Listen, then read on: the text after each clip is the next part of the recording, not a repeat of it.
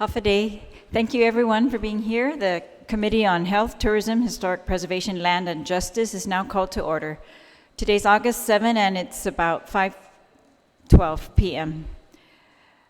Notices for this confirmation hearing were disseminated via email to all senators and all main media broadcasting outlets on July 30 and again on August 5th, 2019. The notice was also published in the Guam Daily Post on July 30 and August 5th. We will receive testimony today on the confirmation of Mr. Joseph M. Borja as the Director of the Department of Land Management. I'd like to acknowledge the presence of Senator Sabina Perez. I know she's just stepped out for one moment, but she will be back.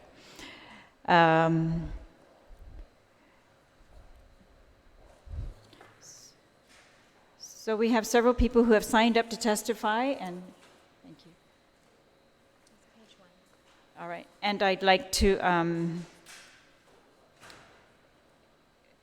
just very briefly remind everyone the duties of the the Director of Land Management are primarily in regards to land, of course, surveying, locating, marking, and mapping of land boundaries, preparation of the metes and bounds descriptions, and all other work related thereto of all land owned, controlled, or in possession of the government of Guam, and developing of uniform specifications of the survey data to be included on maps, plats, sketches, or other plain pictorial representation of land, records and surveys and maps of the territory, maintenance and preservation of triangulation control stations, assigning of coordinate values to existing triangulation control stations pending verification of such data as part of the Guam Geodetic Triangulation Net. Also, the Director of Land Management has a role, of course, in our zoning law and land use with the Land Use Commission, also with, of course, managing the Department of Land Management and all of its duties with the use and development of government real property as a member of task forces, as a part of the permitting process, and Territorial Planning Commission, and some other duties that are scattered around the code, but I know that in general, almost all of us call on the Director of Land Management for many, many various projects. And we just had a roundtable on illegal dumping, and he might even be called on that also. But so I'm going to get to the panel now, and if we could have Mr. Borja, if you don't mind, if you could have a seat in the middle. And but before your testimony, we will call on our Senator Ada. Yeah, many people signed up here in support. June Blas, Mayor June Blas. Thank you, Mayor. And I'm just going to read this list of those who are here who are in support but have not indicated that they would provide oral testimony. And if you would like to provide oral testimony, please have a seat up here. So Mayor Doris Lujan of Inarajan is in support. Cristina Gutierrez is in support. Art Ilagan is in support. Pen Mayor Gulak in support. Chuck Tanner in support. Jesse Bautista, the Vice Mayor of Barragata. Eileen Chargaloff in support, Lola Tanner in support, Lorraine Nedidog,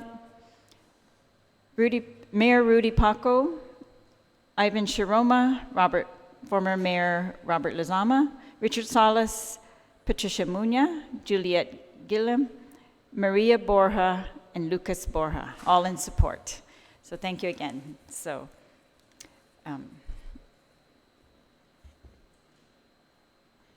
Mr. Borja, if you would proceed. Good afternoon, Chairperson Senator Therese Terlaje. My name is Joseph Martinez Borja. I am the Governor's nominee for the position of the Director of the Department of Land Management. Sometime in December of 2018, I received a call inviting me to meet with the Governor-elect and the Lieutenant Governor-elect concerning a job interview. Because of my background, I assumed it would be a job with one of the land agencies. It was land management.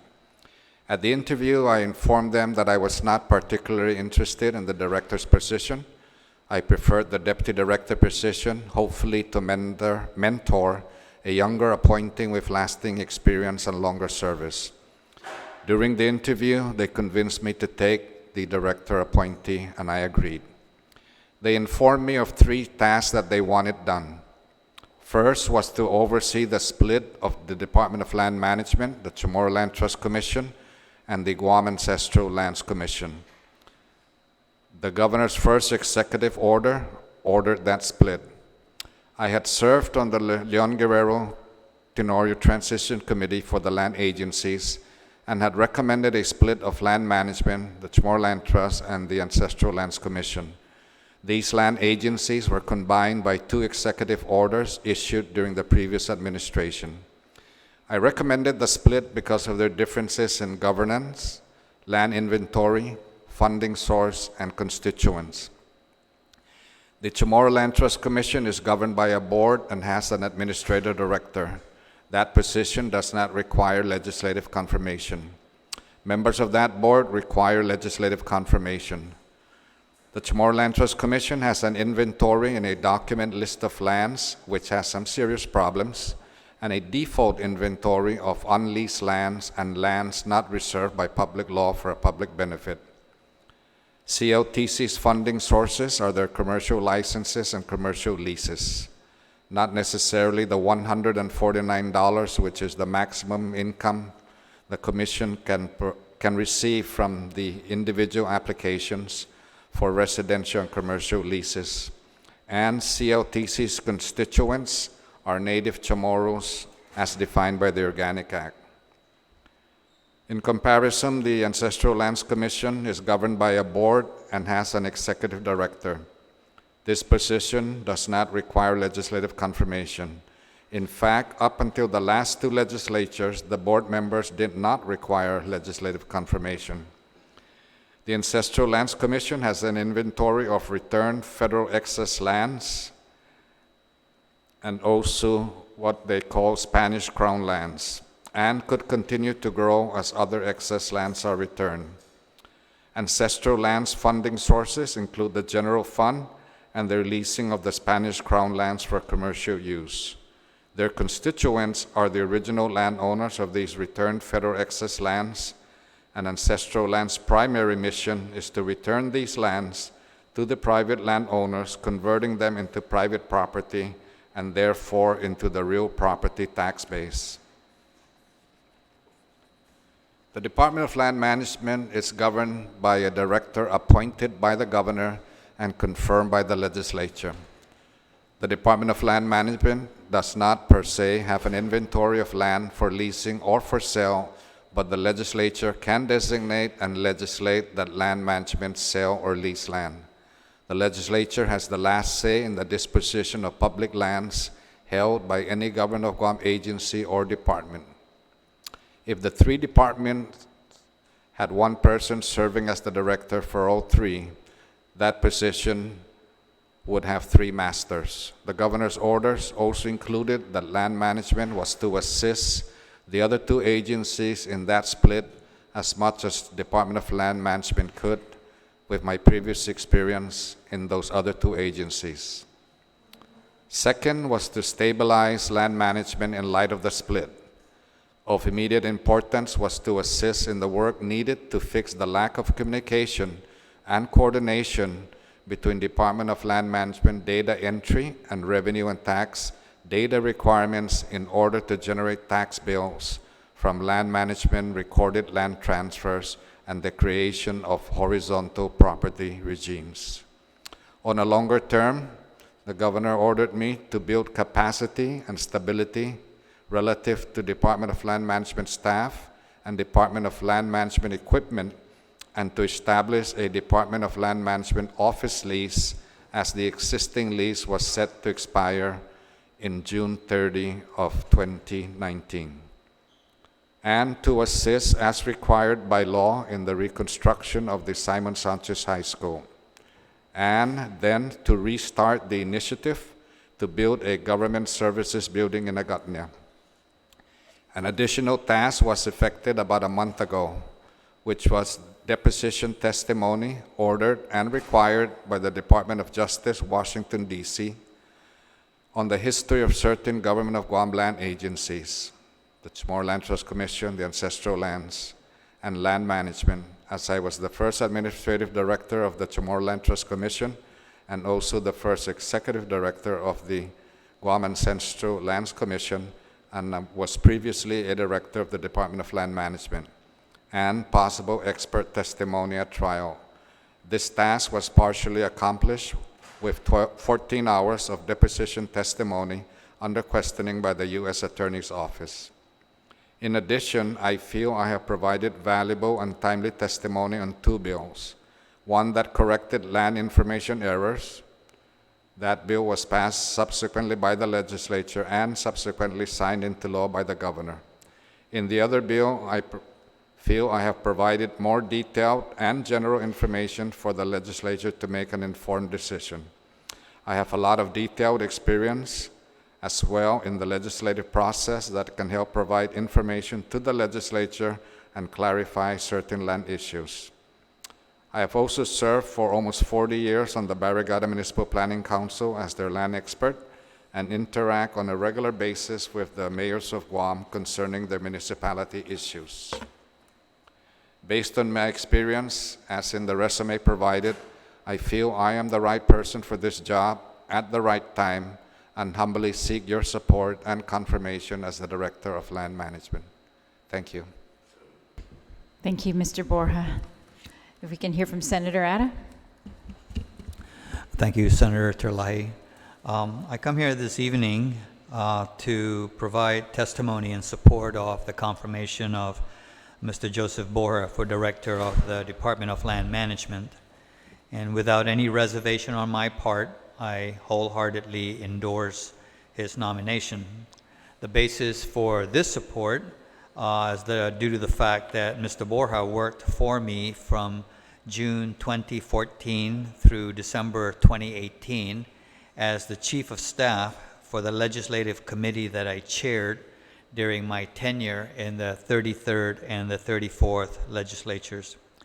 And his staff contribution to the committee was invaluable. In fact, if one takes a look at the legislative record of laws enacted relative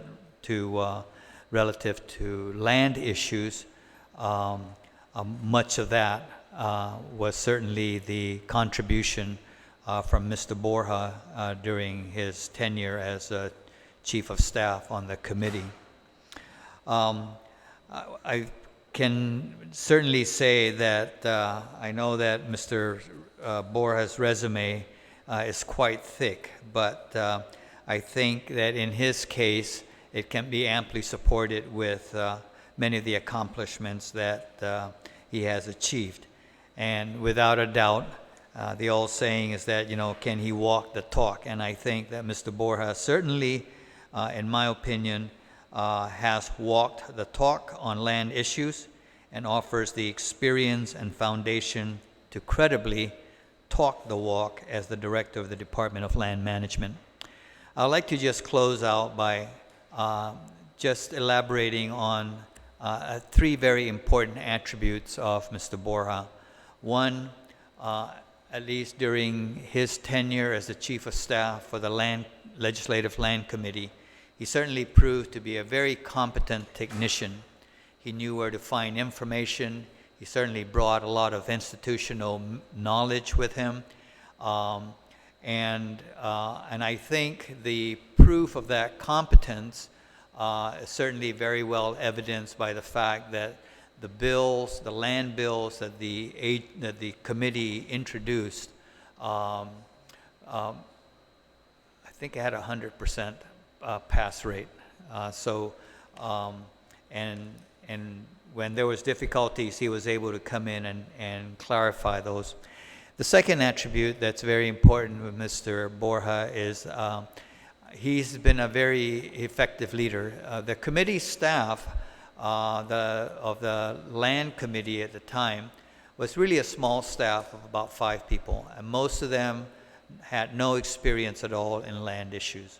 But he took the time to basically get them to want to learn about land issues and be able to do their work. And I think, that was certainly as a result of his effective leadership.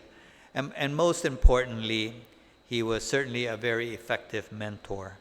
I think after the 2 terms that he served in the legislature, the staff that worked under him certainly walked away with a much better understanding about land issues, and I believe that he would do the same at the Department of Land Management.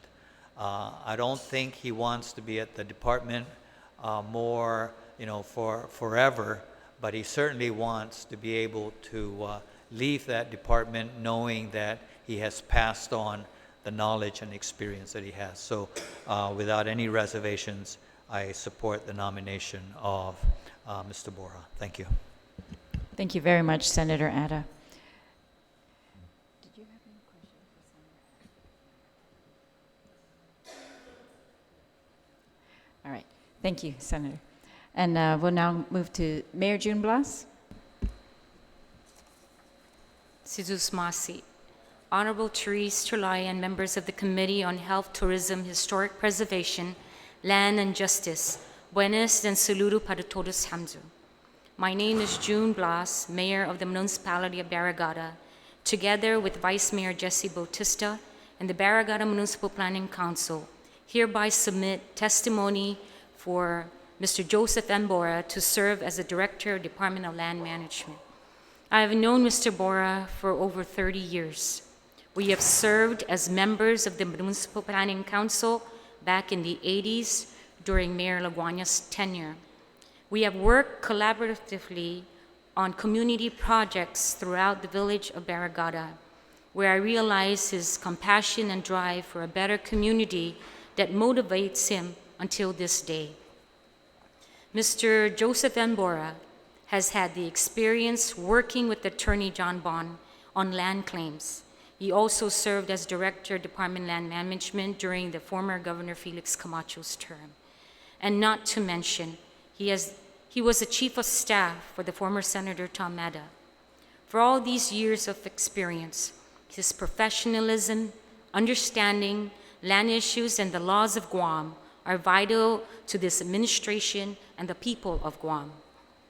Mr. Borja, or Joe as we call him personally, currently serves as an active member of the Barrigada Municipal Planning Council.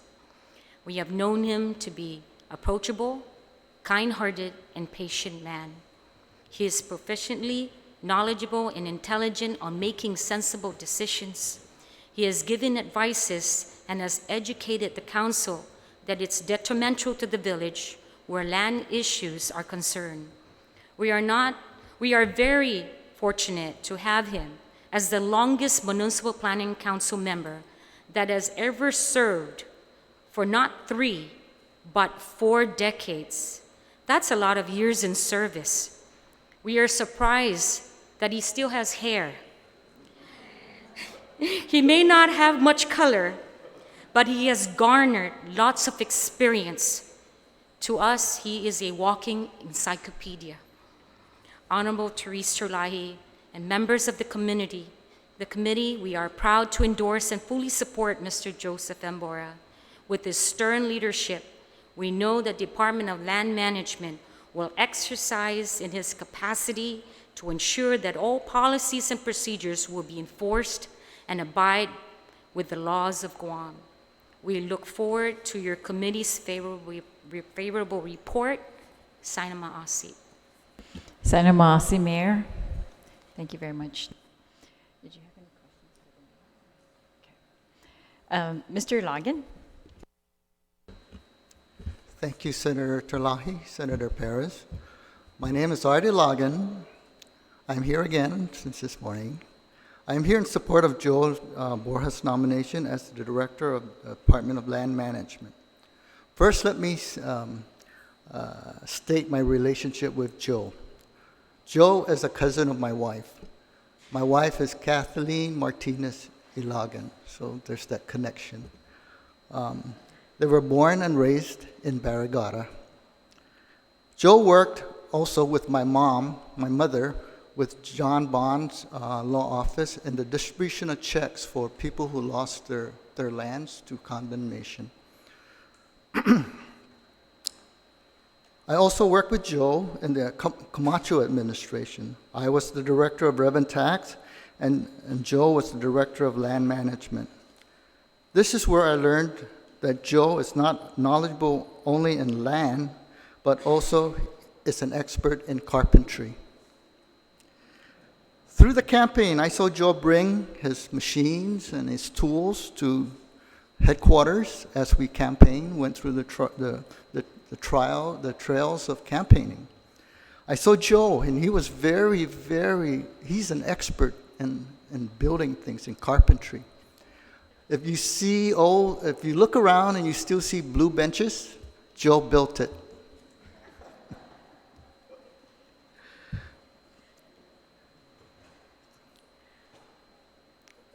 Joe was instrumental in resolving my family's problems, my family's land issue problems.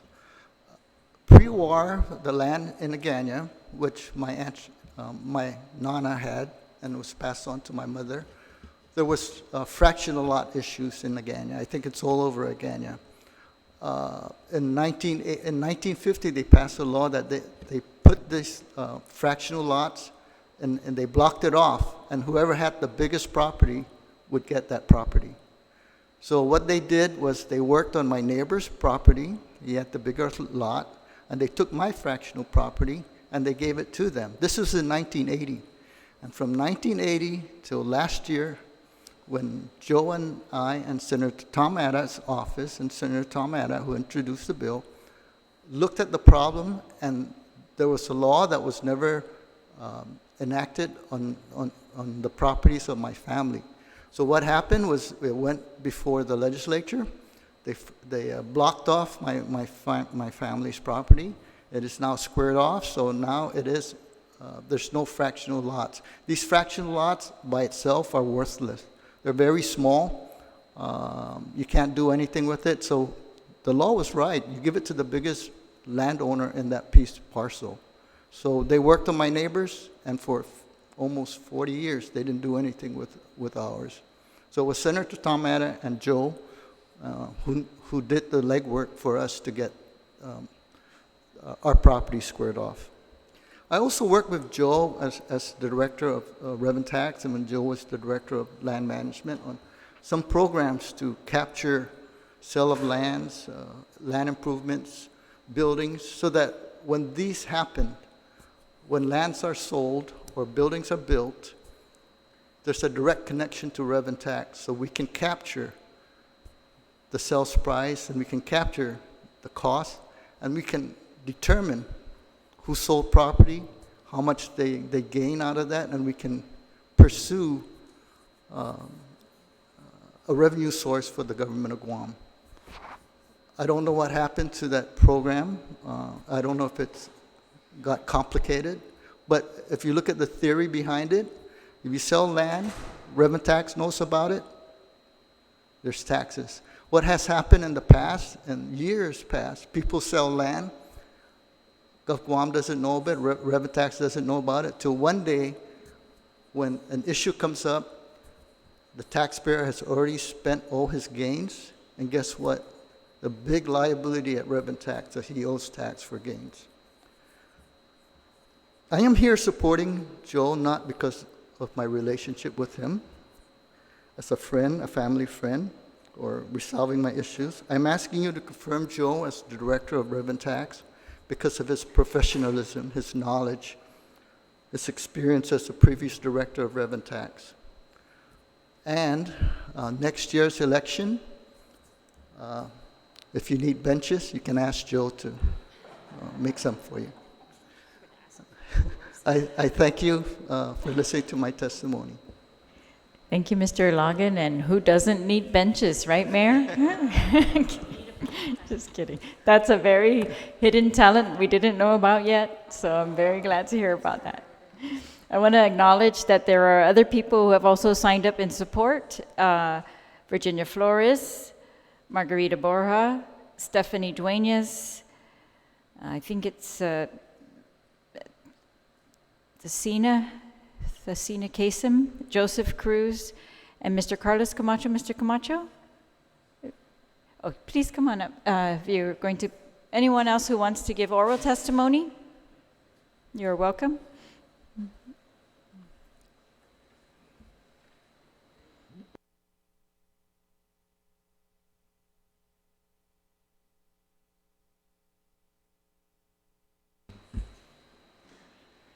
Please proceed.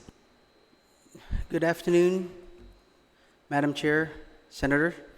My name is Carlos Camacho. I am from the private sector. I develop affordable housing for working class families in Guam. Everybody knows my organization as Ironwood, where they want to build Ironwood throughout the community. And now we're doing the new one where we do almost similar to Habitat for Humanities, where the families self-build their homes. And that's our new program that I introduced to Guam about a year ago due to the high cost of construction. So my main focus in housing is to help a lot of the working class families, especially in the low-income communities. So I'm here today in support with Mr. Joe Borja's nomination as Director of Land Management. Us in the industry, when we go through our processes to make sure that our land meets the zoning criteria and to make sure that we meet the agency review committee, which is, if I'm not mistaken, under the Land Use Commission, to make sure that water, sewer, and any other environmental impacts is met so we can develop these programs. It is very essential that we have someone, as I heard from many speakers today, and decades of experience. I see some of the former staff of land management who retired that are here that have years and years of experience, and I'm glad they're back in the private world to share that with the industry. But someone in the top level that had a knowledge on all three branches of land programs: land management, Chamorro Land Trust, and the Ancestral Lands Commission. And that's very key because there are a lot of federal programs. In previous testimonies I testified in this legislature that these agencies can utilize to help grow this economy internally. And many times I brainstorm with Joe prior to him being the director when he's with Senator Tom Atta. Every time there's a housing or land issue, Senator Tom Atta and Joe invites me to a roundtable meeting. And in those cases, very similar to the system development charge, we're able to create a program for the families to not pay that up front, but pay it through an amortized schedule so that impact won't be felt by the families immediately. So it's this type of out-of-the-box thinking that Joe has that, I know he'll bring in as he's been there before, but with all these new programs available, we can share the programs because there's only 3 types of entities that can apply for these programs. And those are the local government itself, a recognized tribe, which we don't have that in Guam, or a nonprofit organization like me. I utilize all these programs, but a lot of times there's a lot of programs that the government itself can apply themselves.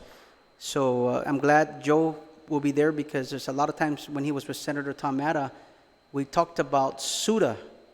And SUDA is called the Substantially Undeserved Trust Area. This is for Chamorro Land Trust to finally provide a infrastructure mechanism by the federal government. It's passed in April 2012. It's in the books in the law, but we need someone with that creativity like Joe to work with his counterparts in the land agency to finally put SUDA in place so we can finally get these water, sewer into these properties on Chamorro Land Trust and build these homes so we can have homes for these families and build a local economy. But I'm here to support Joe because of his length of experience, very creative mind, and with the knowledge he has and the network he has, I think we'll finally will get. SUDA's been approved since 2012. Today's 2019. That's 7 years ago. So I think, I know Marvin Aguilar is here because he tried to do it when his tenure time when he was chief planner of land management, and he's retired now. So Marvin hopefully can join me in the private sector and can encourage Joe to relook at SUDA, because two of the qualified applicants that can apply is the government itself or a qualified NGO. So therefore, Mr. Borja, I from one part of the private sector, at least on the affordable housing sector, support your nomination, and I hope that senators, Madam Chair, you will consider the nomination by this administration. Thank you very much. Thank you very much. Senator Flores and Senator Perez, did you have any questions for any of the members who had testified earlier? If not, then okay, for any, yeah, sure. For the nominee then. He did. There's nothing. Okay. Good evening, Mr. Borja. Good evening, Senator Perez. I had the pleasure of meeting you prior to my term, and I found you to be very knowledgeable. I think you're the epitome of institutional knowledge when it comes to the land resource. I just have some questions regarding his priorities. So as a director of Department of Land Management, what are your priorities? What do you see as your priorities? The immediate priority is to stabilize the department, and that stabilization is required because of the splitting of the three agencies. In the prior administration and since 2011, the three agencies were together. And it was very important that I bring that issue up with the governor-elect and the lieutenant governor-elect, because the three agencies do not have the same funding sources, they do not have the same constituents, and they do not have the same inventory of lands, and more importantly, their governance is not the same. Two of those three agencies are governed by a board of directors, and the other one, the Department of Land Management, is governed basically by a governor's appointee. It was very important for me because of the funding sources, in the sense that the funding sources for these three separate agencies come actually from three different sources, and they serve the end product, the end constituents differently. For example, you should not be using general fund money to run the operations of the Chamorro Land Trust Commission. Why? Because the general public pays into the general fund, but the general public are not entirely qualified under the Chamorro Land Trust program. Also under the Ancestral Lands Commission, the commission's constituents are actually the original landowners, and they should not be spending money, in my view, from the general fund, because the general public that pays into the general fund, not all of them are original landowners. Therefore, they shouldn't be using the money from the general public. The Department of Land Management, our constituent, is the general public. General public comes to us for rezoning, for recording of their documents, for transactions, and such. So everybody is really allowed to take part in the land management services. So that's why I feel. So the priority is that split. I have found that on occasion, the Chamorro Land Trust Commission pays for the rent for the Department of Land Management, and on occasion, staff from the Department of Land Management, paid by the Department of Land Management, are utilized for the Chamorro Land Trust Commission. So the priority is that split, But during that split, after that split, make sure that land management is stabilized. That would be the priority. So I know there are land use plans that haven't been updated for many, many years. What is your position on revamping those land use plans? I believe the one most important land use plan I think that hasn't been approved is the Northern Guam land use plan. I think that plan was created, but I don't think it was sanctioned by the legislature. Of course, there were other plans that were submitted, for example, the Itanota plan, but those never met legislative approval.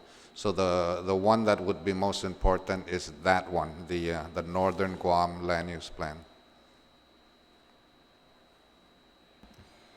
And when was that created? Do you recall? I believe in the 1980s. So it's probably due for an overhaul or at least an update. I think the entire, all the land use plans, I believe, for Guam should be updated. Okay. What do you think are some of the criteria in updating those plans? Well, the most important one is, I believe, community input. That should be a major criteria on it. And of course, you have the two different groups which should be working together, the experts, the land use planners, but then also the general public, of course, that would be the major criteria. Now, in terms of specific criteria, for example, having green areas within a subdivision, that would be up, I believe, to the expert, the land planners. Do you see, from a policy perspective, do you see a way to balance development and protection of our resources? You know, as there are many people, there are probably many different ways that would be put on there, but that's always a difficult balance. I don't know if that balance can be, achieved. We have so many different members of our community that have different ideas as to what that balance might be. It's a tough call. I won't say that it is possible, but certainly I think the effort shall be made into that. Another question is, what challenges have you identified historically that the Department of Land Management has had, and how would you address those challenges?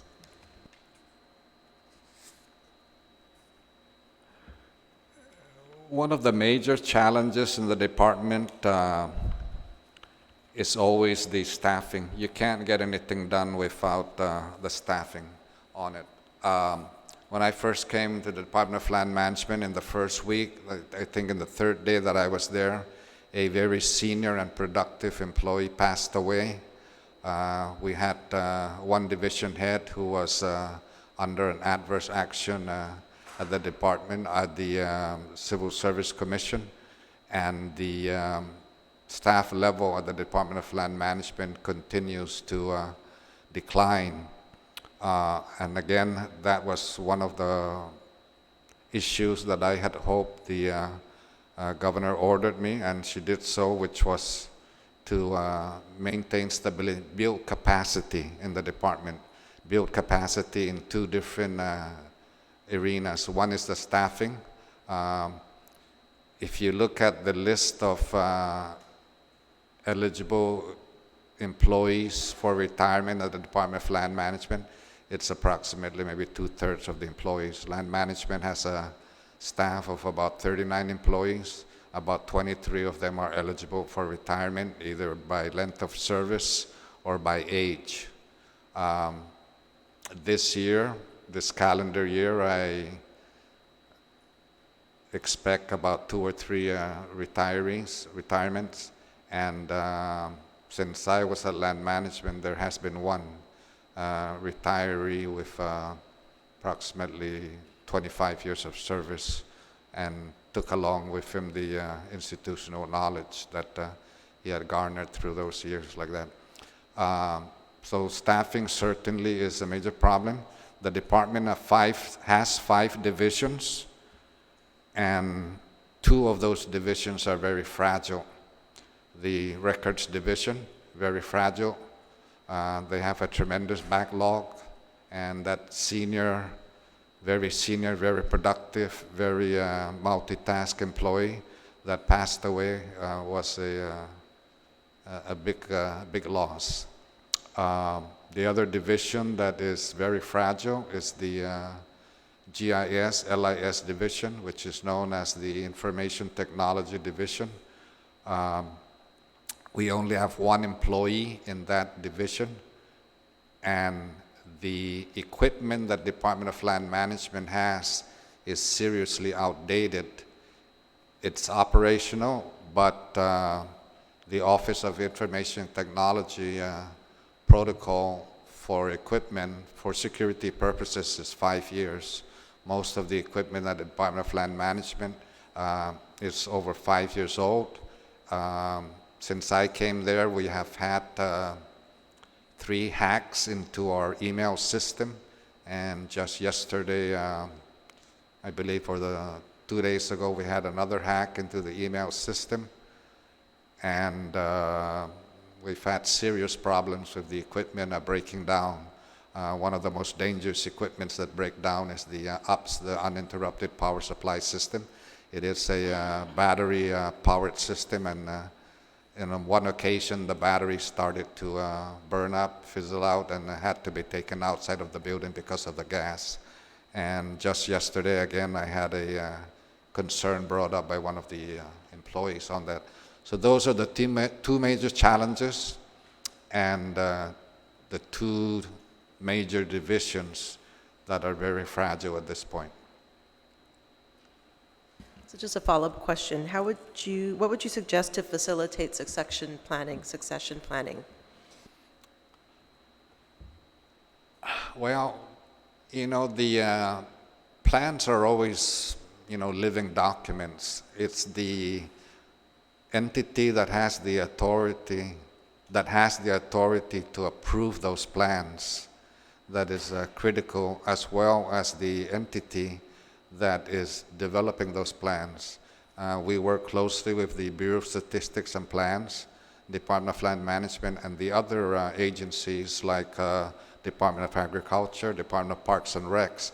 These agencies are holders or stewards of certain government lands, and those particular 2 agencies, the Department of Parks and Recreation and the Department of Agriculture, hold a lot of acreage. So those would be the 2 agencies on there. And in terms of succession planning, any plan, I believe, that is approved by the legislature should have a caveat on it that to be reviewed in 5 years. One of the first steps that I recommended to the governor, and she has so ordered, is the review of Public Law 2218. Public Law 2218 is the reservations list for land uses by government agencies, schools, all these land agencies that use, all these agencies that use land. They are reserved in the hospital, Department of Public Health, GIDA. They all had lands reserved for their use on that. Public Law 2218, I believe, was a 1993 law, I believe. And that's a good many years ago.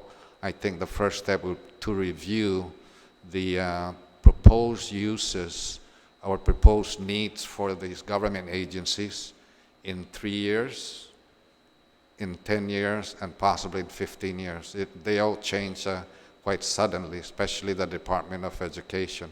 I think that would be a first step, is to plan for the use of the government lands and then expand that planning purpose for the private lands. Although private lands are private, owned by outside of the government does have a say-so in how those lands are developed. There is also the Parks and Conservation Lands plan, list, whatever you might call it. I think that has to be reviewed. These are lands that are coastal lands and parklands. So those also should be reviewed. Not only that Public Law 2218, but the parks and conservation lands.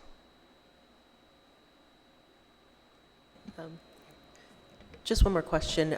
So it's my understanding that a lot of the laws pertaining to land is not compiled in those that are the non-land bills.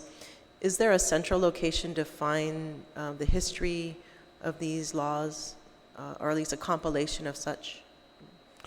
Not on a specific list, that would have to come from the legislature. And even reading a bill by itself, a lot of times, I think most times, if not all the time, the legislature, the lawmakers, the policymakers should refer back to the committee reports to see what the intent was of that definition.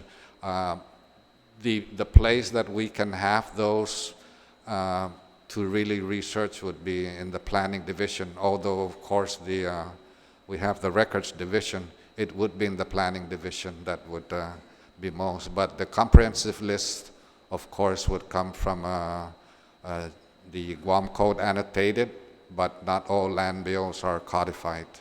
So if you're asking me, is there a central depository of all land bills, land laws? I would have to say the legislative record and the Guam Code annotated. I think, Senator, that's kind of like the first time I've heard that idea. I think that's a very good idea too. You do have the sections of Guam Code annotated in the various chapters, chapter 60, chapter 72, chapter 64, and 65. But I don't think there's a central location where you can look at it and say, these are all the land laws and these are all the land bills. Thank you so much, Mr. Borja. Thank you. Thank you, Senator.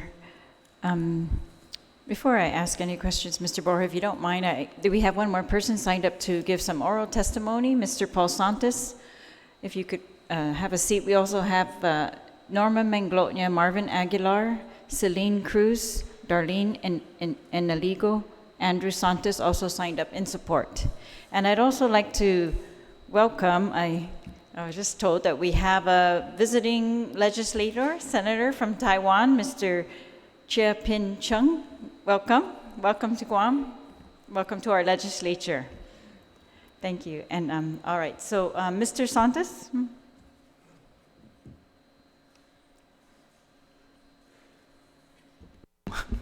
Not used to this. Excuse me. My name is Paul L. Santos, and I am the Guam Chief Surveyor, Chief of Cadastry at the Department of Land Management. I'm here to support the confirmation of Mr. Joseph M. Borja to be the Director of the Department of Land Management. Mr. Borja is the right person at the right time for the right position. He has been with the department now a little over 7 months. Within these few months, the Department of Land Management, Chamorro Land Trust Commission, and Ancestral Lands Commission have been undergoing a transitional phase-out and separation from the umbrella of DLM per the Governor's Executive Order 2019-01. During these few months, Mr. Borja has demonstrated the kind of leadership necessary to fully separate the Chamorro Land Trust Commission and Ancestral Lands Commission from the Department of Land Management. His strong, vast background in land issues and prior record as a former director of each of the three agencies at one time or the other provides him the necessary managerial and leadership skills to manage the delicate transition for these three agencies as they pursue their individual mandates within their budgetary constraints. Mr. Borja fully understands the respective missions of the three agencies and is wholly committed to successfully implementing the phase-out. He has asked us to review our work processes so that DLM can assist these two agencies in meeting their goals. As an example, DLM has the surveying expertise that the other agencies lack. Through a memorandum of agreement, we can perform survey and mapping services for these agencies. In return, they can provide DLM with some sort of compensation, equipment, or other services as required. Mr. Borja's knowledge of all things land is phenomenal. His prodigious knowledge and memory of land is quite simply incredible. As the chief surveyor working with land issues on a daily basis, I cannot help but be amazed at historical knowledge of land and everything associated with it. This incredible knowledge repository of land can only benefit DLM and the government and the public that we serve. He is a hardworking, hands-on manager who regularly starts his day earlier than anyone else and often stays much later than anyone else. He calls frequent meetings with staff and section leaders to ensure understanding of the work and functions we are tasked to do in an effort to improve our internal working relationships so that we are all working cohesively for the public good, and has continually impressed upon us the importance of providing excellent customer service to the public that we serve. This is the management style Mr. Borja has demonstrated quite capably over the last few months. He is the right person at the right time for the right position. He has my full support, and I trust the legislature will quickly confirm him to be the director of the Department of Land Management. Thank you. Thank you very much, Mr. Santos. How many years have you been at the department? Too long. No, 20 years. 20 years. basically, yeah. Thank you. And I want to thank all the employees of the Department of Land Management who are here, and past employees who are here also in support of this nomination. Did you have any questions for Mr. Santos? Mr. Borja, can you just state for the record whether you have any continuing business interests or conflicts of interest that may affect your ability to serve in this position? I do own a commercial piece of property in Barrigada that I intend and have already passed actually to my son without recording the documents. And my son is also a licensed land use consultant. Those would probably be the only situations that might come up for a conflict of interest. Will your son be appearing before you in any capacity, do you think? Not before me, but possibly before the Guam Land Use Commission. I serve as the executive secretary for the Guam Land Use Commission. All right, and you already addressed Senator Perez's questions that I also had, and we've also discussed as in several meetings regarding, your priorities, what your plans are to address the challenges that the department is facing right now, recruiting staff to fill some of the retired and the long-standing vacancies. And but could you? We've also talked about this, but maybe it's a good time for the public to just be informed also about the access to land records. We've talked for many years about those becoming digitalized and those becoming available to the public, and I think the public has seen that over the years, but if you could talk about what is the current status of public's access to land records. I would say on a scale of 1 to 10, Senator, I would say that it's probably a 7. In the previous administration, there was that headline that I read, land records shredded. And after a review by the Attorney General's office, I believe at that time they were fine with the shredding of the documents. But what that did, and those documents were what we call the public library, hard copies in the public library.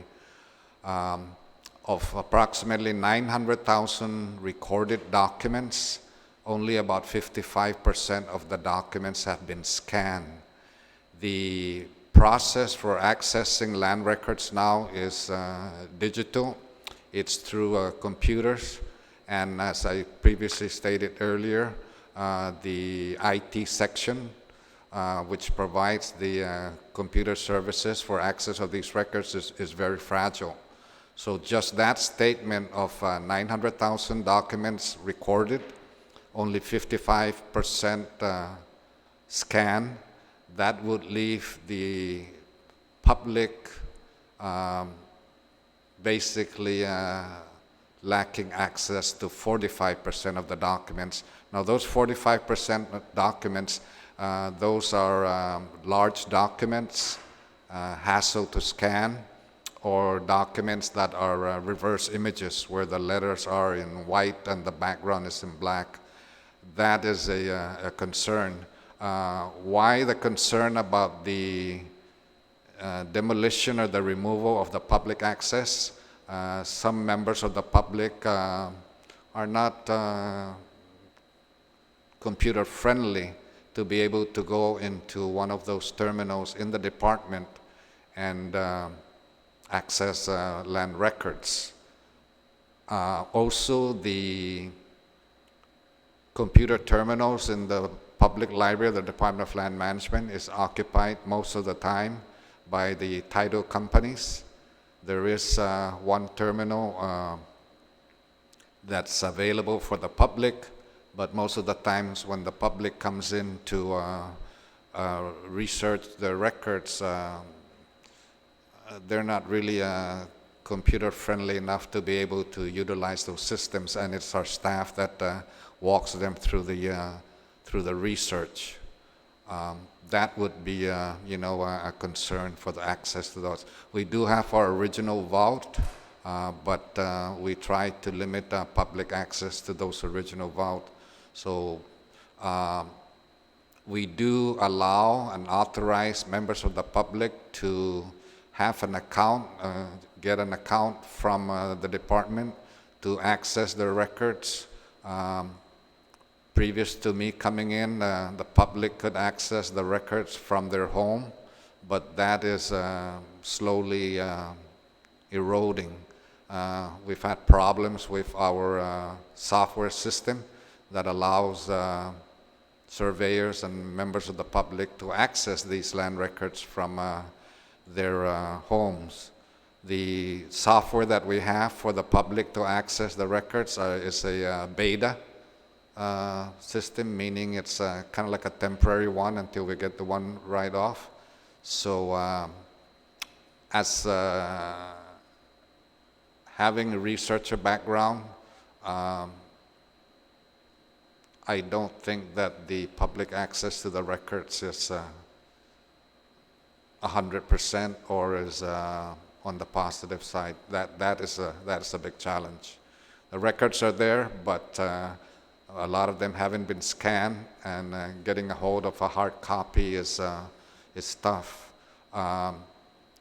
Years ago, land management tried to develop the system where it can be accessed by subscription.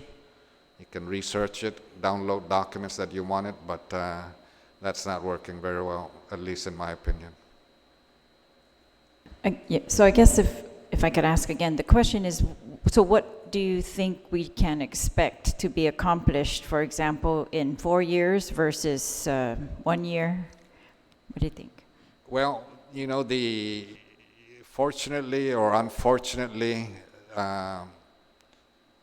computer systems and technology was centralized by the legislature under the Office of Technology. We call it OTech. And at least for me, there's still a feeling out of the working relationship that we have and the authority that OTech has over our system and therefore our data. One of the priorities that the governor asked me to assist in was in that problem that Revenue and Tax has access to the land management data entry. We have been meeting with staff, and I think the problem as initially presented to me was the lack of communication between the two systems. I think I found out that it wasn't a lack of communication between the two systems. It was basically a lack of communications between Revenue and Tax, land management, and the vendor. The software system Some of it is proprietary, and some of it, or all of it, does not have a maintenance contract for it. That would be for that particular issue. I think that's the needed plan of action, is to find out who has authority over what. For example, entering a system to make changes.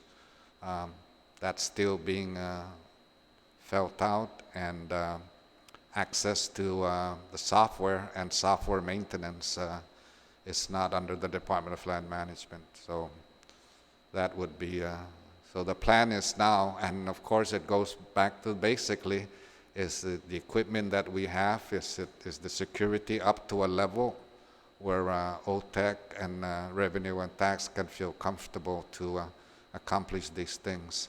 And of course, anytime you say there's a problem, usually the proposed solution is money. The Department of Land Management is tracking to collect approximately $89,000 less this year than we did last year. And the entire budget of the Department of Land Management comes from the Land Survey Revolving Fund, which is a special fund aside from the general fund. So what determines our budget is an average of the revenue generated or the income generated from the previous 3 years. And one of those previous 3 years was a low level of revenue and income. Therefore, our budget for next year is at that lower level, number one. And number two, at least tracking purposes, it doesn't look like, it looks like we might be $89,000 short from last year.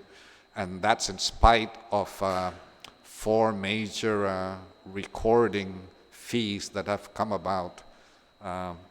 There were 4 land transactions that generated a large amount, a large recording fee.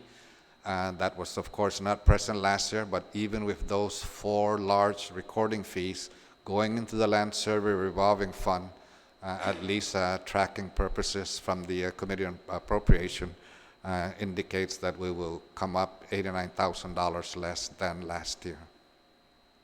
All right, we've covered many topics in that one question, but I'm going to go back. What can we expect as far as public access? So public can access land records by going to the Department of Land Management and utilizing one of the terminals. They can also apply for an account and be granted access by you or OTEC or both of you. And but the days of trying to access at least maps or who the lot numbers or owners is not going to be, that's not going to be accessible to us by like our mobile apps. No, there was a software, there was a LandWeb, if you might want to call it. You know, we have LandWeb is a name for several land issues. There was one very, very popular one that was created during the valuation of the properties by Revenue and Tax. That LandWeb or that land application was either went down or was taken down July 4th of last year. That was a very user-friendly LandWeb and provided information such as the zoning, the assessed value, the reference to the map for that particular parcel. That's the one that most people found very easy to use, and that's the one that most people are complaining, including individuals, brokers, appraisers. That went down or was taken down July 4th of last year. I was still at the legislature when that went down, and when I inquired about that, I was informed by the Office of Information Technology and by Bureau of Statistics and Plans that that was proprietary software, and the owner of that software application decided to take it down. During the transition meetings that we had with OTEC, at that time the director of OTEC indicated that he would try to get that app program up by March of this year, but so far that hasn't been case. Now you can also access our land web, the department's land web, and there are two profiles. There's one profile that the employees use and the other one that the public uses. But again, while the public has general access to the system and to our data, they are only in reality accessing 55% of the data and our records because 45% hasn't been scanned. Now, if the library, the public library, the hard copy library was available, they could theoretically have access to 100% of our records. But because only 55% have been scanned, therefore you can say that the public only has 55% access and can only access it for the most part in-house. They'd have to come down to land management that do it. Now, because of this money issue, we've had some outstanding accounts from other agencies, and I've made an administrative decision that agencies and departments, when they ask for example, for surveying services, that there's no charge to the line agencies, but to the boards and commissions that have their own separate funds, we are entering into a memorandum of agreement that when they ask for survey services, they have to pay for those. We get a large number of requests from mayors to access our land records and to make official determinations. But, you know, as of this time, we are not planning on charging the mayors for those things like that. So that, I believe, is a problem, as you said, for the general public, but it's also a problem for the department in terms of timely processing requests, for example, certificates of title, if 45% of your records are not... That's exactly what I was going to ask you. If it's only 45% available to the public, then it's got to be the same for your land agents who we are counting on to process these things. So that, my question is, do you foresee solving that problem? Getting the records scanned in, you know, is that going to take us decades, or is that going to take us 4 years, or is it going to take us 1 year? And do you foresee establishing a system that is more user-friendly, like the one that you said was very popular, or is that just not one of the priorities right now? Well, maybe not for that particular software, but applications.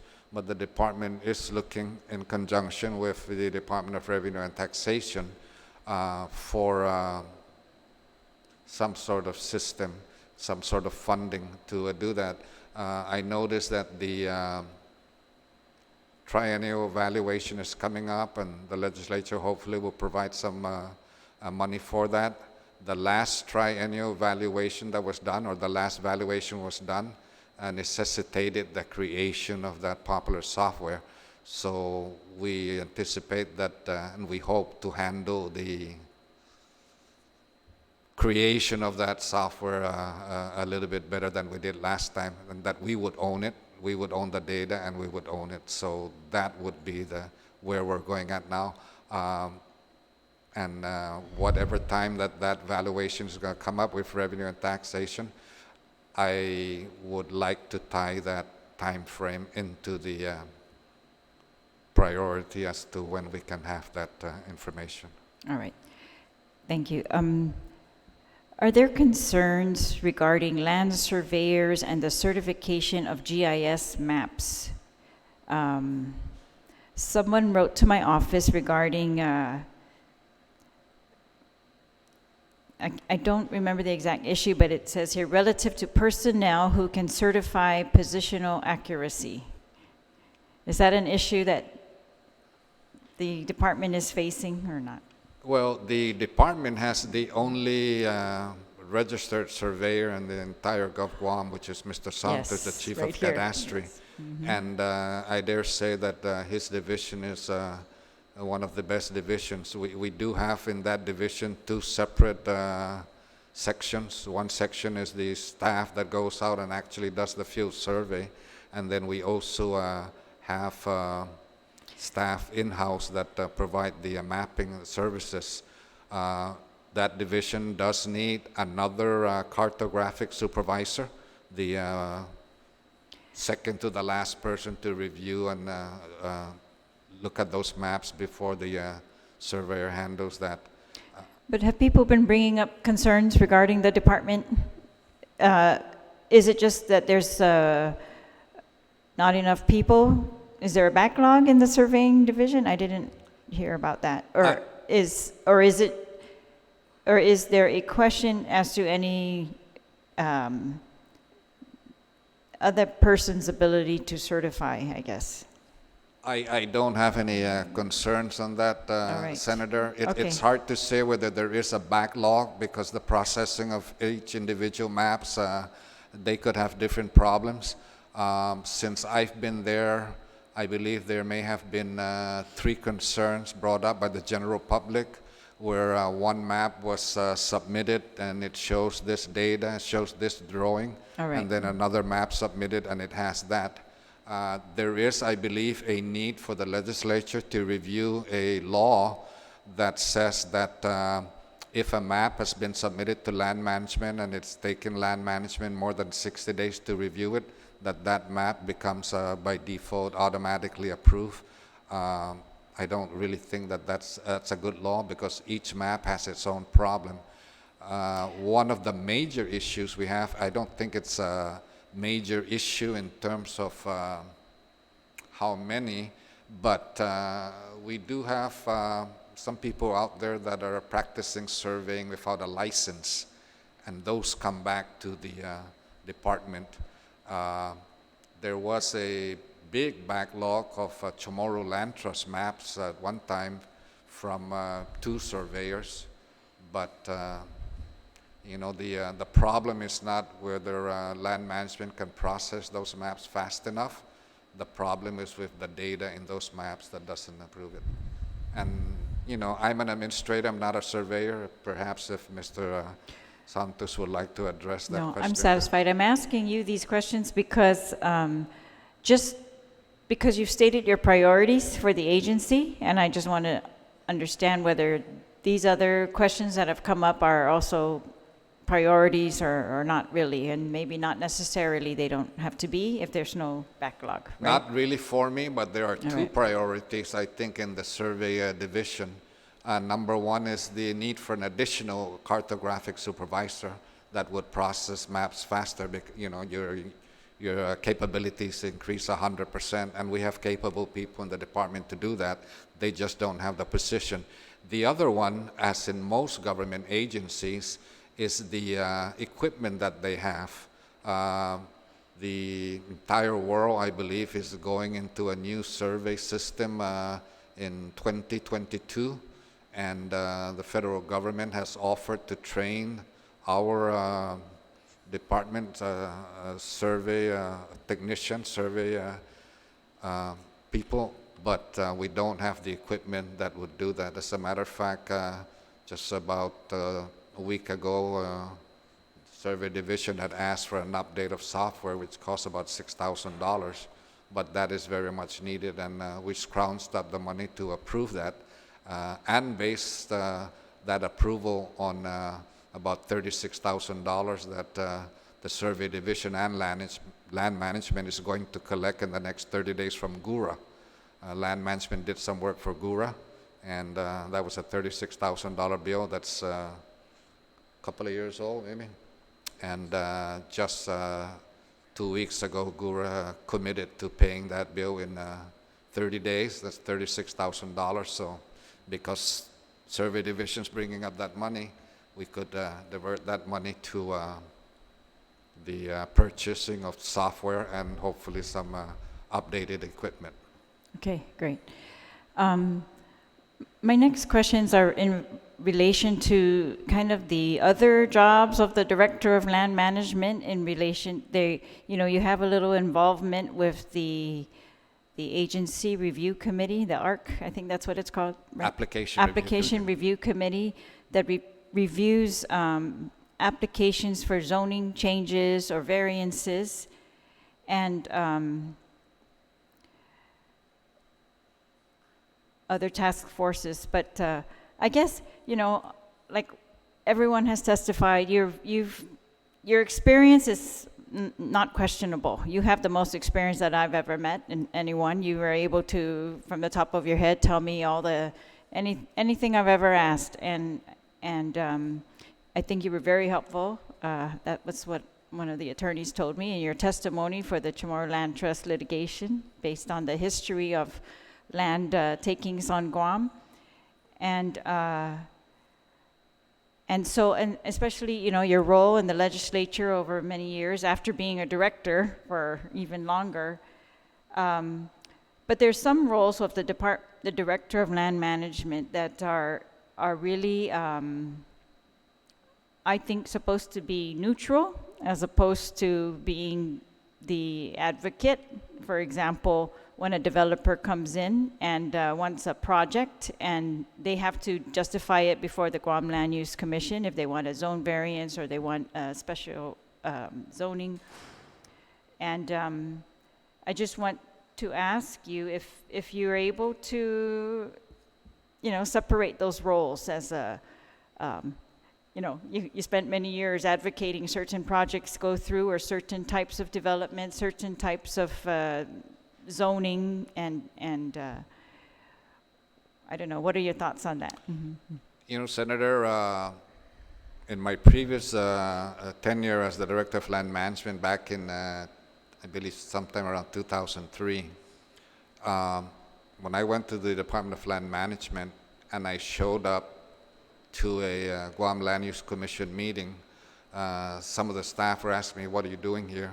Although I'm the executive secretary, the previous practice was that the executive secretary doesn't really attend those meetings. I started attending them for my informational purposes.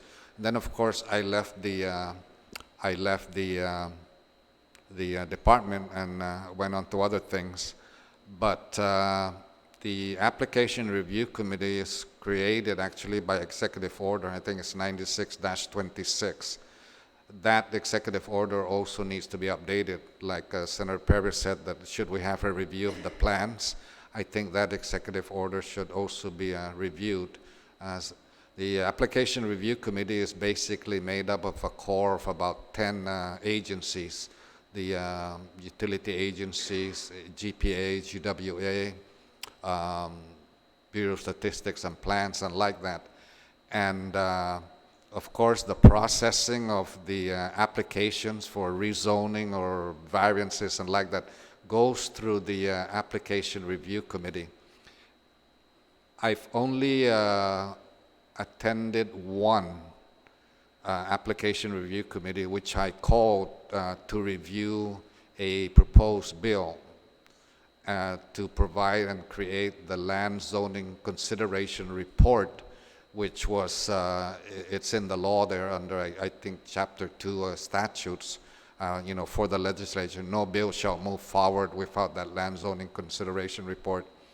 I believe, according to staff, that was the first time that a bill to rezone property, to create a land zoning consideration report, went before the application review committee.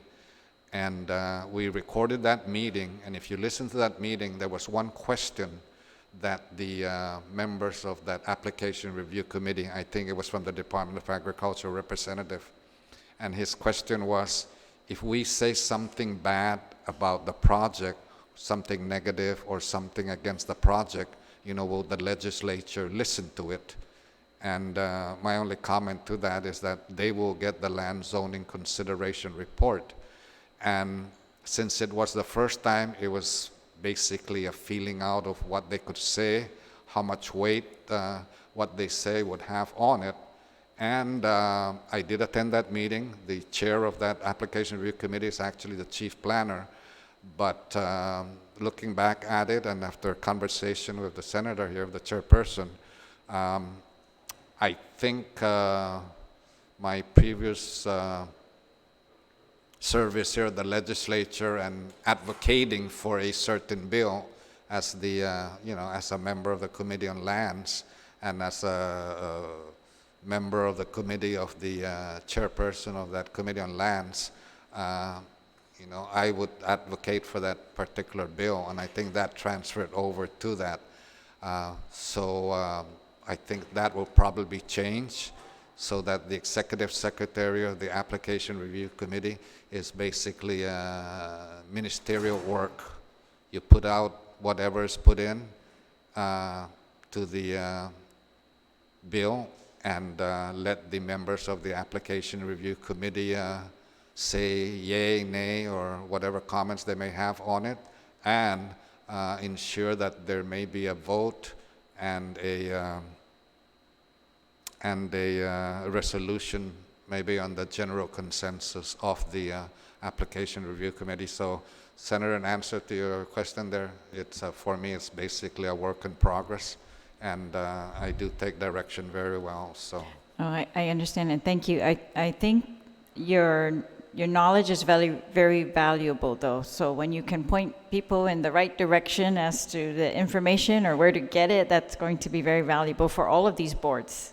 We have a lot. We're going to have several new members also on the Guam Land Use Commission.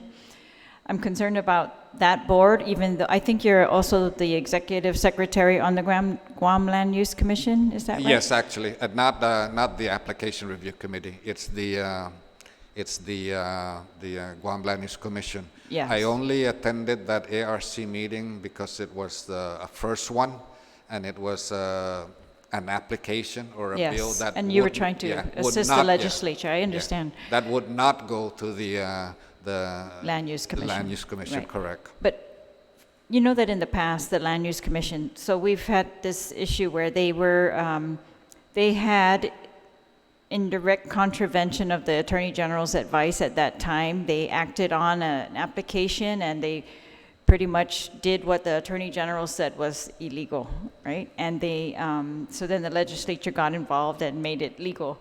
But I guess I'm just wondering how you foresee if, I don't know if there's anything that you're going to be able to do, but if there is, I mean, does the Department of Land Management have an attorney available to you all the time? Yes, we do. We have an attorney that the department pays 1/3 of his salary, the other 1/3 from ancestral lands, the other 1/3 from Chamorro Land Trust. He is stationed in our office, and we do provide him an office right there. Do you believe there's a way that in your role you can increase transparency for the Guam Land Use Commission, that there's any way that they can improve transparency or the ARC, or to help support these agencies or these review committees, commissions? Well, we are required, of course, to give public notice.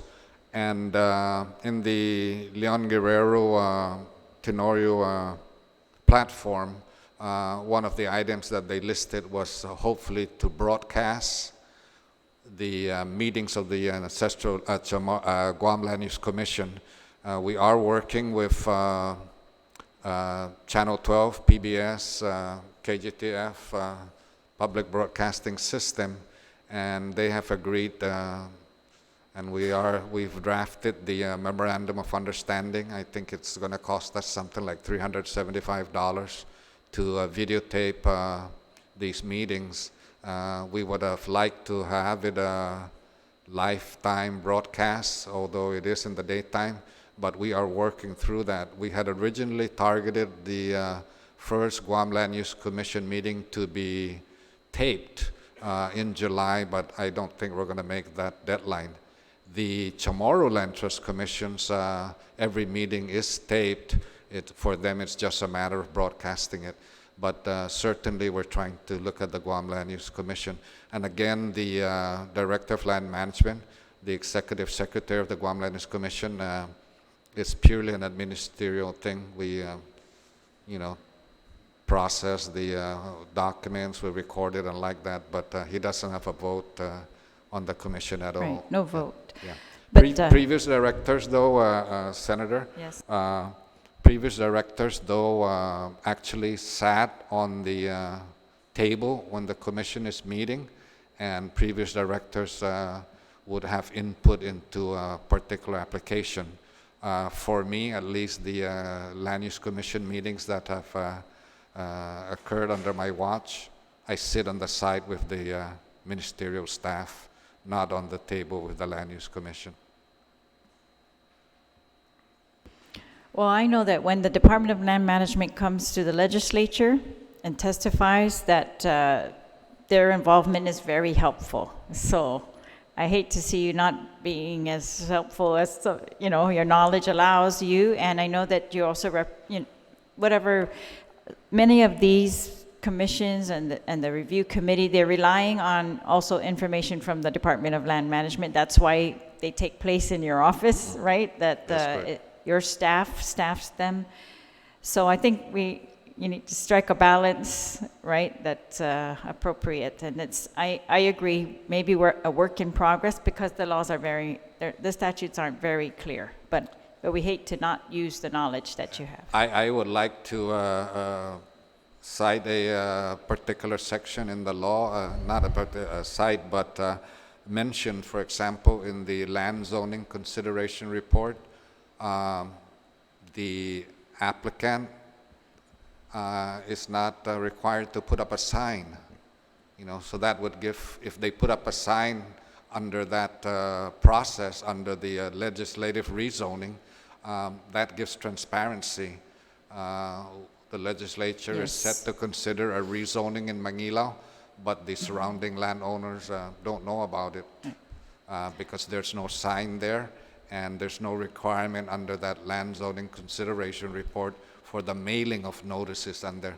I think that land zoning consideration report statute should be revisited to require them to do it, number one. And number two, it's the department that does the research work for the landowners around that area. We would like the applicant to reimburse land management for that work also. I understand, and I very much agree with you. So I want to thank you for those recommendations. And I look forward to the additional recommendations that I know you've been very active and you've already met with me several times, many of your team, with additional recommendations for the Department of Land Management. And I'm looking forward to, as you say, increasing its capacity and capability. And if I may just ask you one more question regarding your role when you were the administrator of the Chamorro Land Trust. You were the first administrator, is that right? Yes, ma'am. Yes, and I want to thank you. I think that's when I first met you. And you've had so many roles since then, but I did receive a letter asking about some of these issues that the Chamorro Land Trust are facing. There were leases that were transferred or leases that they did different things with that now, of course, the Attorney General has advised are problematic, and that Chamorro Land Trust continues to deal with these. But I just wanted to know if your role in those actions then and your role now, if there's any issues that would hinder your ability in what you're going to do now. I don't think so, Senator. I think there were 3 concerns, I believe, that were brought up in a couple of oversight hearings and a couple of issues in the last 2 years. One was the lack of signature by the board, by the chairman of the board, on those first leases that were issued. And, I can chalk it up to inexperience, and I can chalk it up to the willingness or the want of public officials to ceremoniously sign those leases in the beginning. And I was a fortunate director to come in first because at that time, Senator Angel Santos had transferred 2 subdivisions, surveyed and everything, recorded maps, to the Department of Land Management. Although those subdivisions did not have infrastructure at that time, and even up to now, they were already mapped up, they were mapped out, they were already there. So the first director had approximately 600 lots that he could lease right away. So I was fortunate in that sense. The second issue I think that was brought up was the bypassing of those people, of certain people, people that applied first, then those that applied later. And that was the situation, I believe, back in maybe 2003, 2004. It was handled by another director. I think Governor Camacho brought me in at that time to address that because applicants were complaining as to, hey, I know that guy was behind me and lining up, and he said he's got his lease already. How about me? So the plan of action to address that was we published in the Pacific Daily News at that time. I think it was maybe a 4-page or 6-page or 8-page supplement to the newspaper listing all those people that were bypassed. We opened the department till 7 p.m. During the weekdays because we thought maybe some of these people didn't have the time from their regular job to take off and come down and address it. And we published it, and hopefully those people that have left off island might have noticed it. We also opened the department till about, I believe, 8 to 12 on Saturdays to hopefully provide the opportunity for these people to come down. So yes, there were people bypassed. I would estimate them to be probably about 2,000 of that time. We did have a plan of action, and people came in. But whether we took care of 100% of those bypass people, I don't think so. I couldn't say that. Some of them were off island, and notices were not taken at that time. And then the third issue I believe that was brought up was on some of these so-called switched or transferred lot, as you said. I believe out of 102, I think there was a 16 or 20 or something that I approved at that time for the switches. So those would be some of the concerns that were raised. Whether I have any say-so over that now, Mr. Attic doesn't allow me access to the Chamorro Land Trust files. They keep those files pretty much close to heart. As a matter of fact, the Chamorro Land Trust Commission at this time has the only records management officer for their files, But Department of Land Management doesn't have a records management officer. We have a vault clerk, which is a land abstractor that's put in charge of the vault, and she's the one that signs those records out. So I don't think that would have any conflict with this particular job. How would you respond to someone asking if those transfers were done in contravention of the law, like intentionally, or whether it was circumstance of the times that? You'd have to look at each individual case to see it. I think it's already a given fact that switching of date and time is not allowed under the law, And I believe the Chamorro Land Trust Commission is addressing those, each one separately. There are some extenuating circumstances. For example, some of those people that switch date and time might have already gotten a Guam Housing Corporation loan, and in some of those cases, they've already built homes on it. So I don't think the Chamorro Land Trust Commission would want to make those people homeless, but so they're looking at it on a case-by-case basis. All right. Well, I want to thank you. This has taken a while, and I thank all of you for being here and your patience and your support. And I want to acknowledge that the director of the Chamorro Land Trust Commission is here, and again, the mayors, and that we have letters from some of the other mayors and the vice mayor, and with all positive and all in favor. And I too look forward to working with you, Mr. Borja, and learning. I know I'm going to learn a lot, and I hope all of us feel that at the end of your term, that all of the employees, as she talked about, a long-term plan for this department. I know you have a lot of young staff also, and so that's exciting. And you have a new role to fill that I think is going to be good for the people of Guam. I hope that you will add into your priorities some of this. I know you have your hands full, but this access to the records is very, very useful for many people for very many different purposes, and even maybe the mayors would call you less if we could all just get access to those things. But it's just part of this open government that if we can facilitate. And I want to thank all of your team for their very good work. Especially the head surveyor here in his long years, and all of your team. So, Situs Maasi, for the work that you've done in the last 7 months and your all these years in different capacities, and for your willingness to serve in this capacity. Thank you. Thank you, Senator. So, there being no additional individuals to present further testimony, my committee will continue to accept testimony. Hold on. We want to put this on the next agenda if we can, and we just got called to session on April 14th. So I think maybe... August 14, maybe? What did I say? November? April. Yeah, August 14. And so I'm going to ask for testimony by the close of business tomorrow.